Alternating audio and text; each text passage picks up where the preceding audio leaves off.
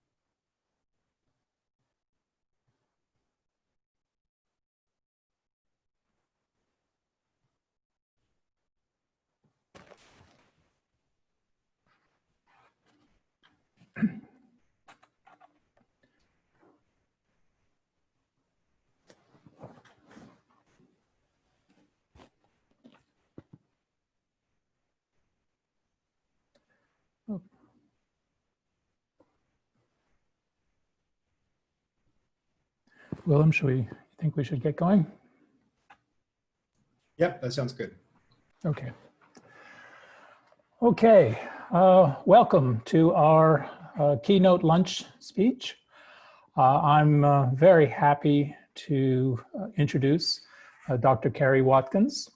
I was going to give the keynote lunch speech today. Dr. Watkins is the Frederick Law Olmsted Associate Professor in Civil and Environmental Engineering at Georgia Tech in Atlanta, Georgia, USA. Her teaching and research interests center in multimodal transportation planning and the use of technology in transportation, especially as it relates to transit planning operations. After a decade as a senior transportation engineer on projects ranging from regional transportation visions to BRT feasibility studies, Dr. Watkins left consulting in 2008 to obtain a PhD at the University of Washington. At UW, she co-created the award-winning One Bus Away program to provide transit rider information tools and assess their impacts on riders. Her current focus is on understanding and reacting to transit ridership changes, and she is currently involved, she's recently and currently involved in 2 different TCRP projects, and as well as a major grant that she'll describe. On a more personal note, I'll say that I've known Kari for some time. I supervised a master's student who was doing his thesis at the time on strategies related and impacts related to customer information mobile applications.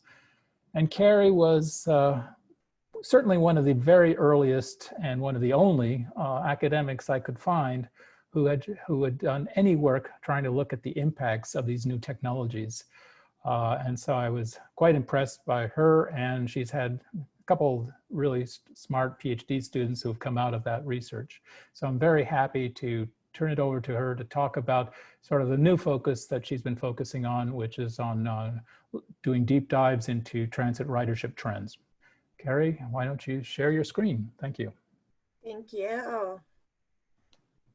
Let me get this taken care of.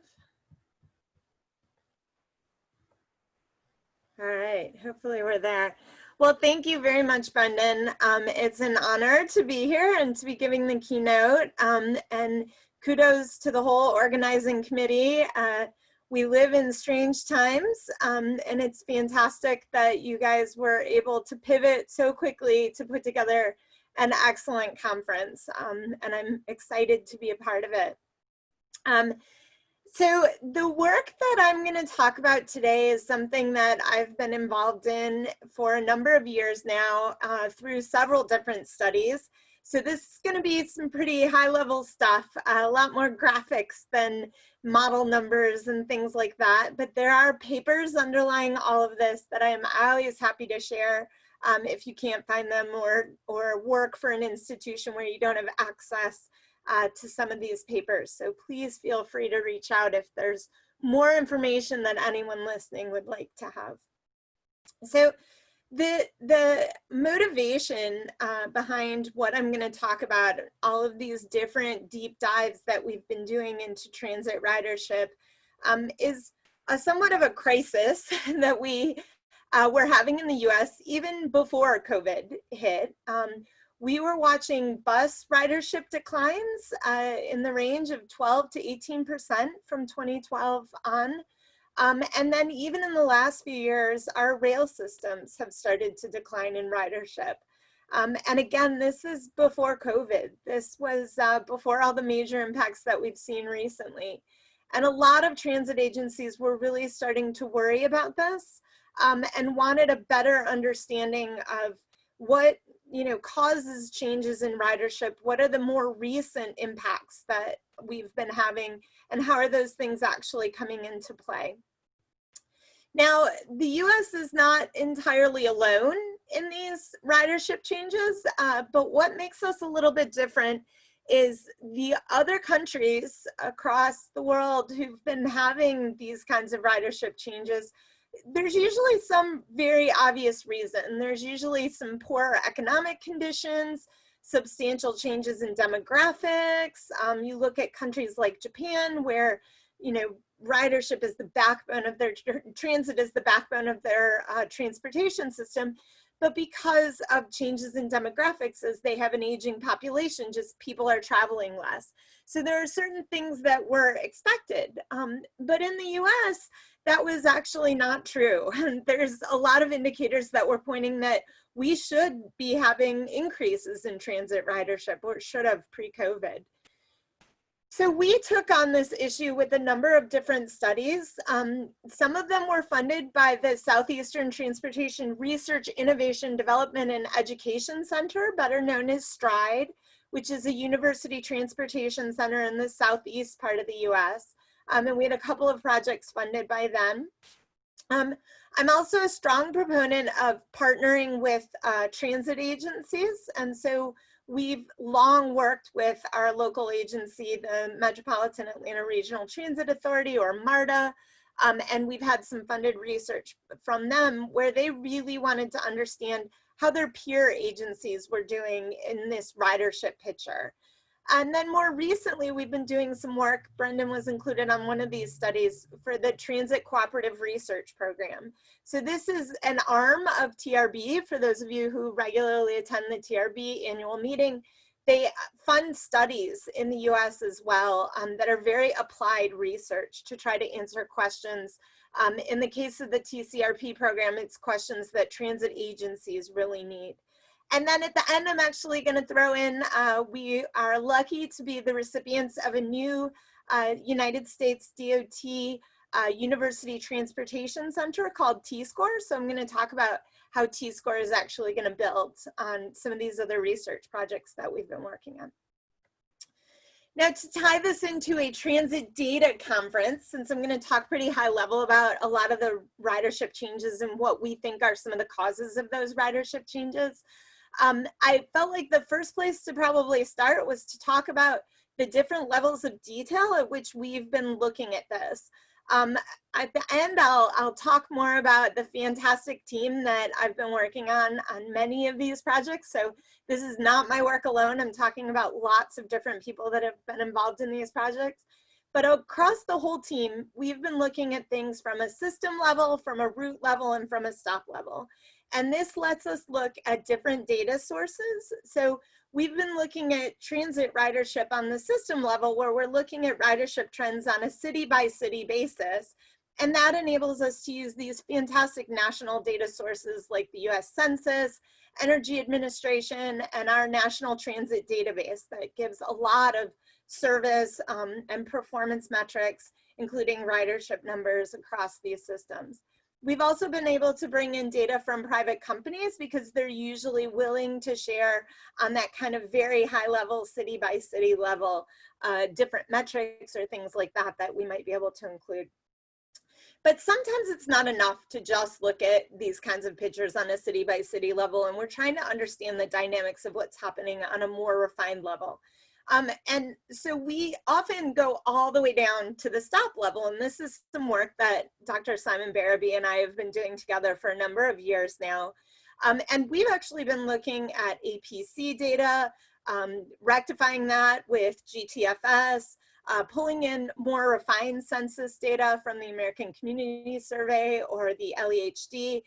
We've been using these kinds of data sources so that we can take a picture at a stop or maybe a short segment level where we've got several stops that we're combining together to understand more temporal and spatial effects of ridership changes within a city itself. So I'll talk about some of that as well. And then in between these two levels, sometimes we want to take a deeper look, but we're working with transit agencies that don't have good enough data, that they have accurate enough APCs that they could share that kind of data with us. And in those cases, Dr. Candace Brakewood, who I've been working with a bunch at the University of Tennessee, has been doing a lot of route level analysis that I'm not going to talk too much about, but we have a lot more results coming out of that. And in those cases, we can use manual counts or fare media counts, ridership levels, in order to understand what's happening at the route level, even if they don't have more refined data. And we can pull data from these smaller transit agencies to still understand what's taking place. So the first study I'm going to talk about, you can find under the TCRP report 209. It's called the Analysis of Recent Public Transit Ridership Trends. This was a tiny little study. It was a quick start study is what TCRP calls them, just to give a beginning look at what was happening with ridership trends. So we did some graphics of how ridership was changing over time. And we also used clusters to produce some snapshots of ridership trends. So we clustered different size cities together, and we used a few different factors that I won't go into to get a better understanding of if this was really system-wide, or if there was just, or countrywide, I should say, or if it was just a few transit agencies that were perhaps pulling ridership numbers down when you looked at a total amount for the US as a whole. We pulled out three major factors that we were trying to understand: population, transit-dependent population, and service levels. And the literature had told us that these were the three main factors that were going to tell us why ridership was changing. And we did a bunch of different graphics in this report where we looked at a snapshot in time, and then we looked at change from 2012 to 2016. What we saw was that, counter to what is often seen, is that transit-dependent population actually had a weak relationship in both cases, both with a single snapshot in time as well as looking at change over the past 4 or so years. However, ridership was strongly tied to population and service levels, like most of the literature indicates. The more people, the more service you put out there, the more ridership there's going to be, and that came across. What was unusual, though, is this was not necessarily consistent across both the bus and the rail mode, and it was not necessarily consistent across our different clusters of smaller or larger cities. And this was particularly true when we started looking at the change in population and service levels and how that might have changed ridership. So we actually saw that there was little correlation between population, change in population, and change in ridership on the bus side of things. So even cities that were increasing in population didn't necessarily see those gains. Losing population didn't necessarily see those losses. And then when we looked at service levels, we saw that change in those service levels was correlated with ridership change for small and medium metro areas. And I'll come back to the rest of this in a minute.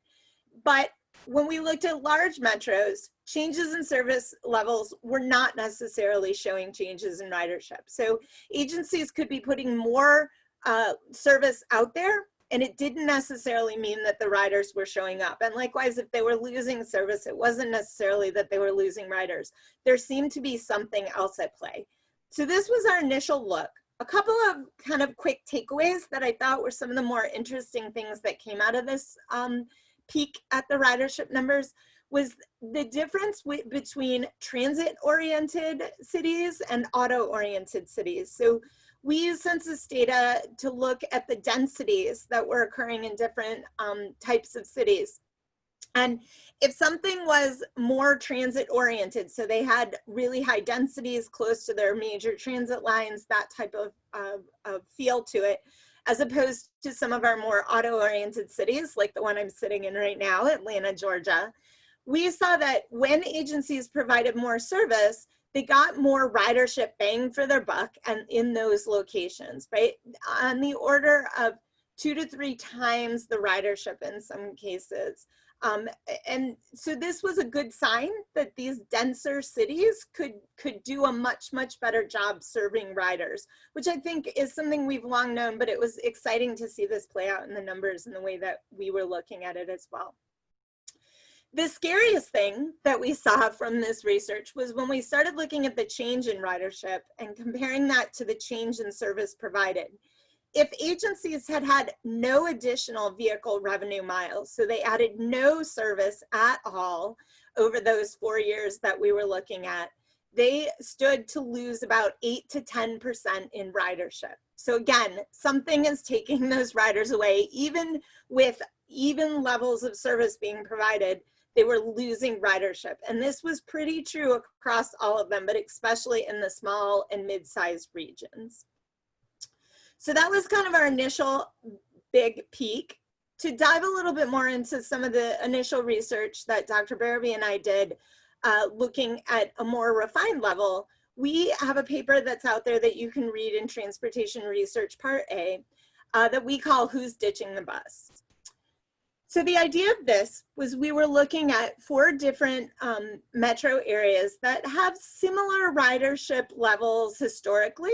TriMet is in Portland, Oregon on the west coast of the US. Miami-Dade is in southern Florida. Metro Transit is Minneapolis, so a more northern state. And then MARTA is here in Atlanta, where I'm sitting at Georgia Tech or near Georgia Tech. And each of these agencies are fairly similar in size. They offer fairly similar vehicle revenue hours. They have a little bit different of population sizes. And as you can see in this graphic, their amount of transit supportive density is pretty different across the cities. And so we were interested to see how things might be changing across these 4 different but similarly sized cities. This is the data where, this is the study where we were using the passenger count data from APCs. And what we did was we paired stops together. We would take 7 to 14 stops in the same route, same direction, combine those together, and look at population and jobs within a 1/4 mile radius of each stop in order to understand what was happening with demographic change or the demographics of areas where we were seeing the transit ridership changes happening the most. And one of the most interesting findings that we had out of this was that the white neighborhoods were the ones that were losing ridership the fastest. And this was true across all of the cities that we looked at. There were some other things that we saw that weren't consistent across all of them, but this was pretty true across all of them. And so what we were seeing is that bus ridership was strongest in the non-college educated neighborhoods, sort of those traditional neighborhoods that you saw. And the declines in bus ridership were happening the most in white neighborhoods, in educated neighborhoods, and in carless neighborhoods. So those folks that we often call transit choice riders were the ones that have been disappearing from the transit system. So all of our work to try to capture these kind of people, and over the last 4+ years, this is who we were missing the most. That kind of indicates that the low car ownership costs that some researchers have been pointing to are maybe less of a culprit when you start to look nationwide, but things like telecommuting and ride hailing are likely the things that could be pulling the ridership numbers down. And so what we did then was we're taking a deeper look at this, and this is through the Transit Cooperative Research Program, the TRB. Whoops, my title got a little messed up. We're doing a study currently called the Recent Decline in Public Transportation Ridership Analysis, Causes, and Responses. And in this study, we're again looking at all 3 of these different levels. The goal of this is to actually understand what are the factors, not just the demographics of the change, but what are the factors that might actually be changing transit ridership in the way that it has in the past 5 to 10 years.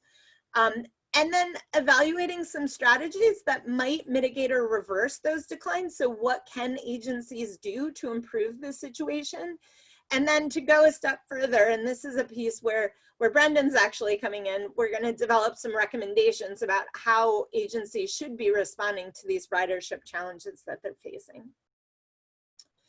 So the initial peek at this was to look at some of the fantastic literature that's already out there on the subject, that a number of people who are actually listening in to this keynote have done fantastic work in the past that we were trying to account for, and looking at what others have previously said are likely possible causes and then eventually solutions for why transit ridership might be going up or down. These are both traditional factors, so things that we've long known are might be affecting transit ridership, as well as more recent factors. So quantity of service, reliability of service. We've seen a lot of positives about bus network redesigns, and there's some studies that are coming out on that as well. Some things that it's obvious, you increase fares, you're going to lose riders. We also tried to look at some of the external things and see what literature was out there. And in some cases, there's not as much information as we would like. What is the impact of ride hailing, ride sourcing, TNCs, whatever your preferred word is for Uber and Lyft and those types of services? What is the impact of dockless scooters? What is the impact of some of the demographic trends that we've been seeing, gentrification? And some of the others, it's a mixed bag. And so can we nail that down a little bit more? So this gives you kind of an overview of the literature. And in the report, when you see it, we've tried to do a good job of sourcing many of the studies that have been looking at this before. But what we wanted to do is to take a look at that city level that I talked about at the beginning. So on a city by city basis, could we pull data to actually understand some different hypotheses that we had thrown out there? And so you can see a lot of the things that are highlighted up here, we had actually put out there, here's things we think might be changing ridership. There's maybe some literature as a basis for that, but maybe there needs to be a deeper dive. And here are things that we actually think we can test. And so the things that are highlighted on here are places where there was readily available data that we could actually test these theories of how is this impacting transit ridership.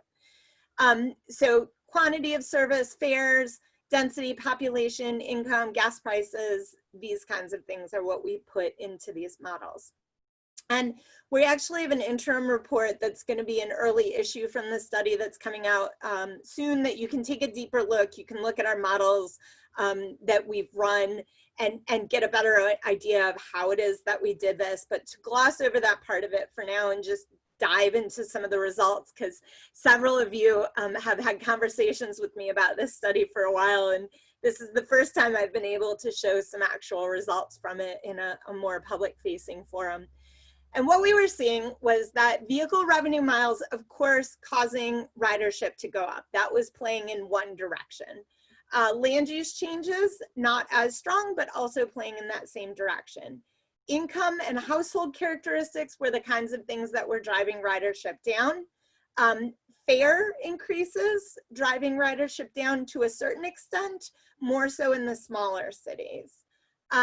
Gas prices in the US have been sort of declining when indexed, and so we are seeing decreases in transit ridership as a result of our gas prices. But the biggest hit that we are seeing on the range of 10% of the ridership losses that we've been seeing is these competing modes. And for the most part, this is Uber and Lyft. This is the TNCs, ride hailing, ride sourcing, whatever the phrase is that you want to use. We're not seeing as much from scooters, some of the others. We were, in the models that we developed, able to account for most of the ridership losses, although there was some additional observe ridership losses that we were not accounting for in the factors that we had taken into consideration. Now, all of this is, I should have said at the beginning, is on the bus side of things. We took a separate peek at bus and rail ridership. In the US, at least, bus is definitely used to be a lower density form, where rail is the high quality transit service. And so it tends to attract much higher ridership numbers, different kinds of riders. And when we looked on the rail side of things, we saw similar pictures, although service played a much bigger factor. And new competing modes hit the smaller cities more than the larger cities. So larger cities were able to still hold on to their transit riders despite this competition, but a medium-sized city that actually had a rail system, their rail system was being hit just as hard as bus was. So in summary, what we saw was there are two factors that contributed to net increases in transit ridership when you looked across from 2012 to 2018. The first was more service. So on the bus side, 6 to 7% increases in ridership, 12 to 22% increases in rail ridership. Land use, metro areas have been growing in population and employment, so that's been helping transit ridership, but they have actually become a little less dense over the past 10-ish years. And so overall land use changes have had a positive result, but there are some components of that that have actually been taking ridership away. We had four main factors that were decreasing transit ridership. First, income and household characteristics. So we saw incomes rising, car ownership increasing, more people working from home. All of these things were having a negative impact on transit ridership. Transit became more expensive, so we saw fares going up, and this resulted in decreases to transit ridership. Driving became less expensive, so our gas prices were hitting us hard. And then finally, those new modes. Ride hail has a negative and significant effect. Bike share had a positive effect, and e-scooters a negative effect, but both of those were not significant. So this is really all about the ride hail services from what we were seeing. In the later phase of this study, we're actually going to do more of the stop level analysis, the route level analysis that I talked about at the beginning. And we're actually using a model from Transport Foundry called CityCast to do some future strategy evaluations. And so there's more coming that you can hear about soon. Now, I feel like this is a point where we should pause, because all of this was looking at things that were happening before COVID hit. And we now, as shown by the fact that we are at an online presentation instead of all standing in Toronto together, we live in a different world suddenly overnight. And so COVID impacts are going to come into play in all of this as well. That's not what we were looking at. We're looking backward in time at transit ridership. But I thought it was appropriate to take a minute to talk about what the COVID impacts might be as well. So of course, the short-term impacts to rail ridership have been significant. I have really only taken a peek at our local agencies at a close level, but you can see that on the right here. We looked at rail and bus ridership for our local agency, MARTA. And what we actually saw was the rail was hit very, very hard. It's at 40% of the level that it once was. Bus has not been. Bus is at 80% of the levels, or 70 to 80% of the levels that it was, and that's actually getting closer and closer to being back to normal levels. So bus is carrying our critical workers. These are folks who are not telecommuting. These are folks who have to get where they're going, and they rely on transit to do so. Now, the long-term impacts of COVID are yet unknown. Will people return? Will they return in the same way? We're pretty sure that they're not going to. But how will that change? Well, we know that several of these factors I just talked about, that telecommute piece, the fact that that was hitting transit ridership before COVID, it's obviously going to hit it even harder after. Declining population density. Lots of people have talked about moving away from cities if they're able to telecommute for their jobs. If they only have to commute one day or not at all, then they don't need to live in a more dense environment. Low gas prices could continue if there's less travel that's occurring as a result of the first two of these. Higher fares, as transit agencies respond to this, they will have to raise fares at some point in time. And the impacts of that could also hit ridership hard. But new modes, that remains to be seen. There's a lot of really great ongoing research looking at what the impact of these car sharing companies ride sharing companies, ride sourcing companies will be.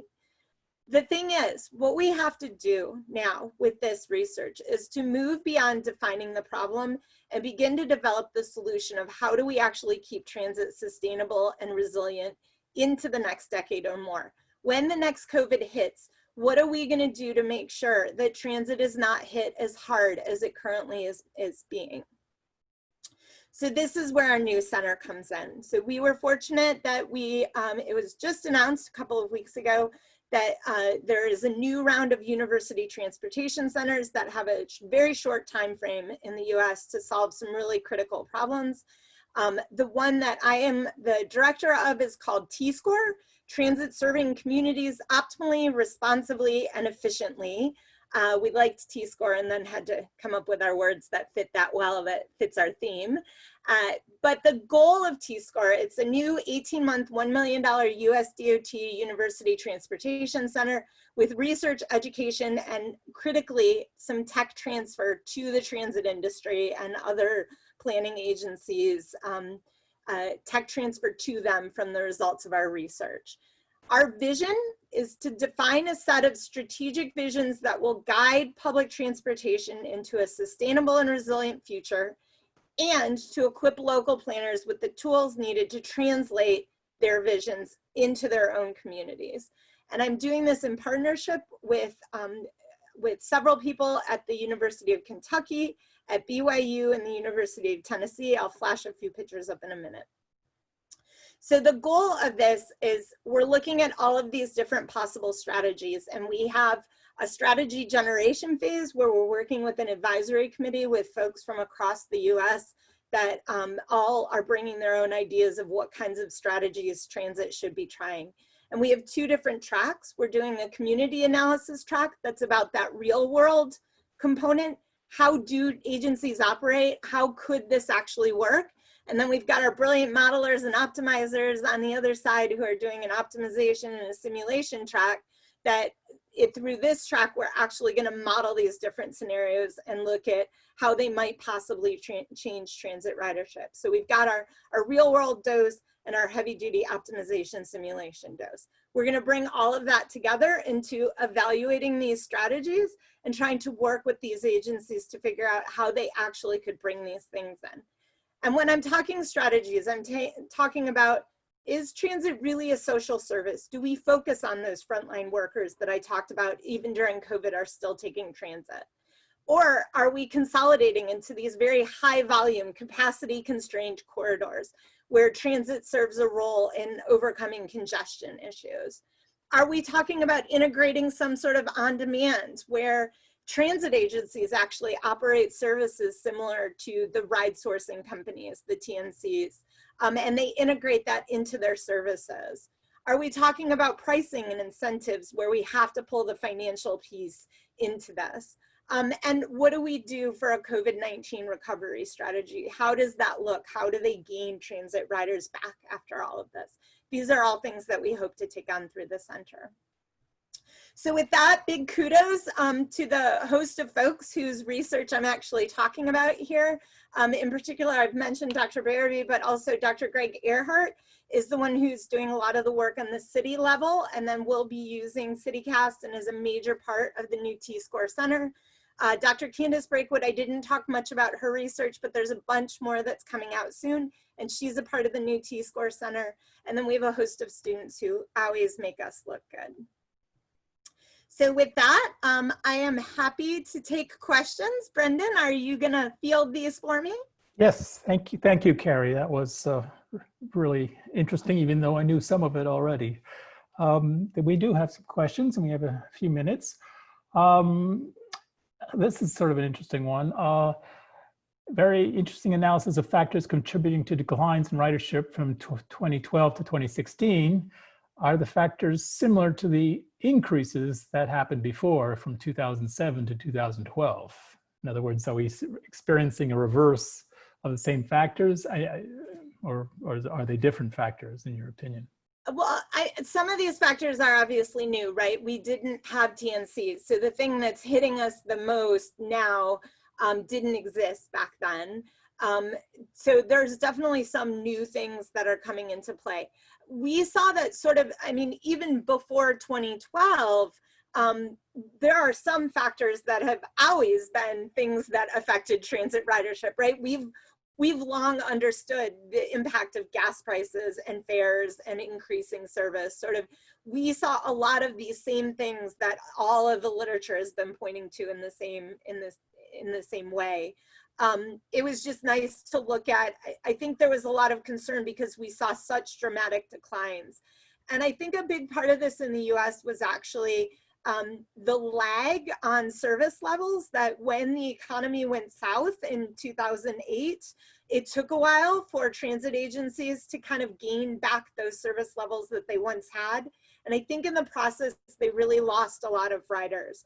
And so I think there's even more work to be done in that area in understanding what the lagged effect is, that not just, you know, this picture that we're seeing of service levels, how they impact things, but really that as we start to lose transit riders, because there's less service out there, because we're not providing the same level of service that we once were, how long does it take to get them back, if ever? And I feel like that's still a big question that's out there.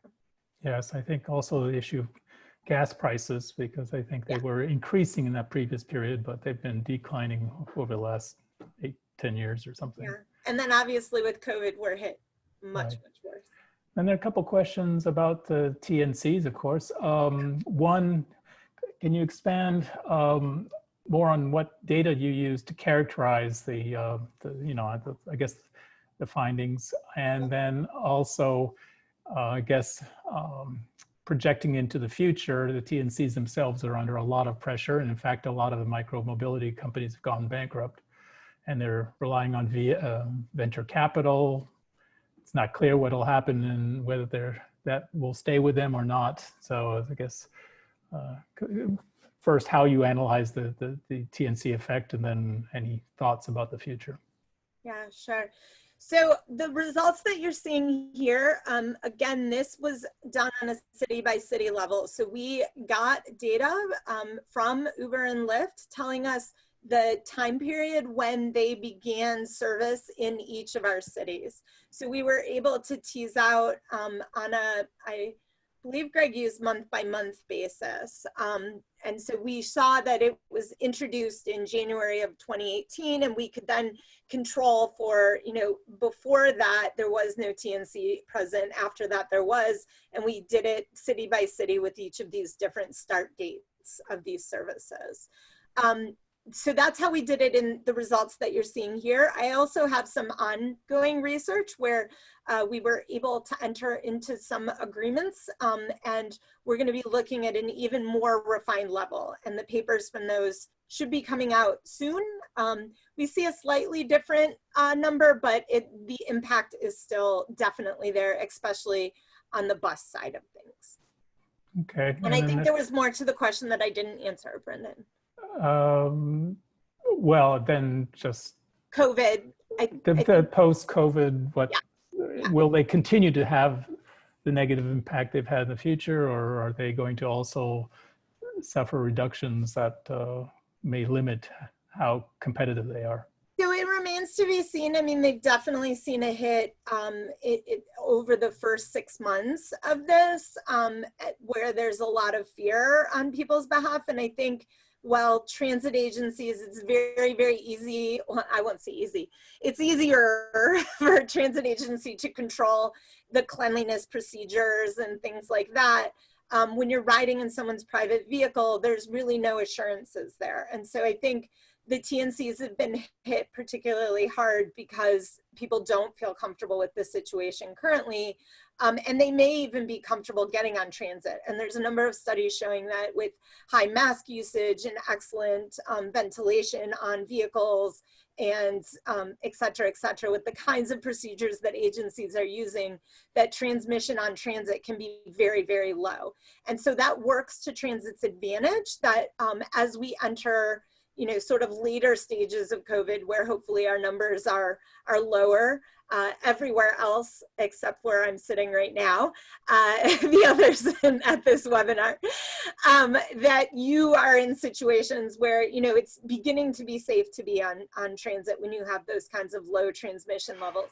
And certainly post-COVID, if these companies, you know, weren't able to survive the hit of the economy and whatnot, and their venture capital goes away, then it becomes this open door to, are there wins from this type of service that agencies could actually change the way they provide service to mimic this better, smaller vehicles and more demand responsive, so that we could kind of take over where that gap is going to be left if a lot of these companies are leaving the market.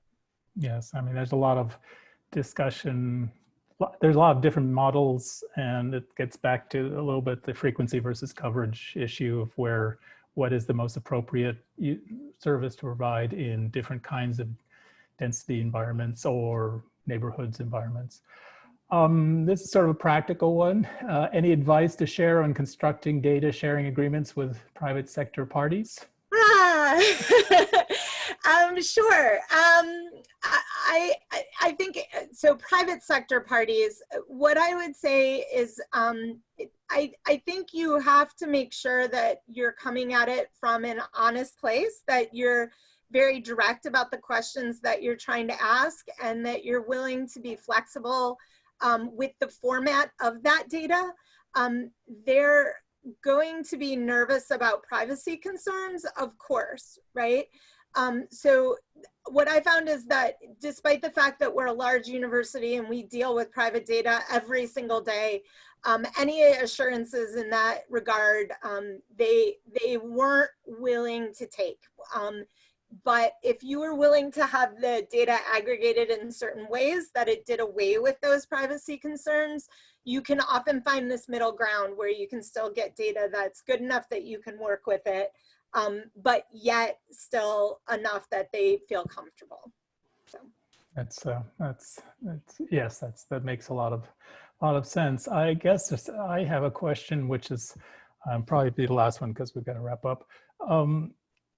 It's the neighborhood issue you raised about the white versus other neighborhoods is an interesting challenge, especially if you start thinking about climate change, because all the service efforts aimed at trying to deal specifically with climate change are aimed at people that have more, you know, that use the car, have many cars available to them, and trying to discourage them from using those cars. Telecommuting works in the right direction, but other efforts of focusing services aimed at them, at those populations, will not really, will be very productive. I don't know whether you have this trade-off between climate change and ridership is challenging. Yeah. So that choice rider group is a fickle group. When there's better options out there, they're gonna snatch them up. Yeah.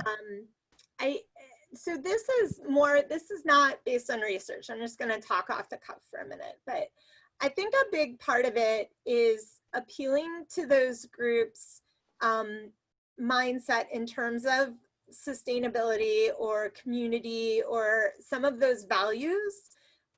And helping them understand that when you take transit, but then all of a sudden there's an easy Uber there, and so you take that instead, that actually does affect the system as a whole. And that sort of appealing to the transit advocacy groups that often work in partnership with agencies and researchers and whatnot, that they need to not always knock transit and actually participate in a way that is selling transit, that, you know, we can have better transit services if we agree to support this as a mode, and that we can support our communities. So you look at things like the Black Lives Matter movement, well, or COVID efforts to support people who are critical workers, right?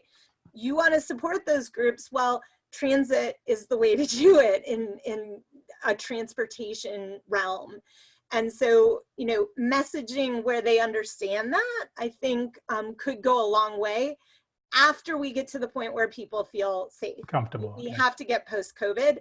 But I think once we do, only some different messaging things that could help us win those choice riders back. Yeah. Great. I think we need to wrap it up there. But thank you very much, Kari. It's been a pleasure, and we're going to end this session, and the next ones start in 10 minutes. So thank you very much, and we'll see you soon. Bye.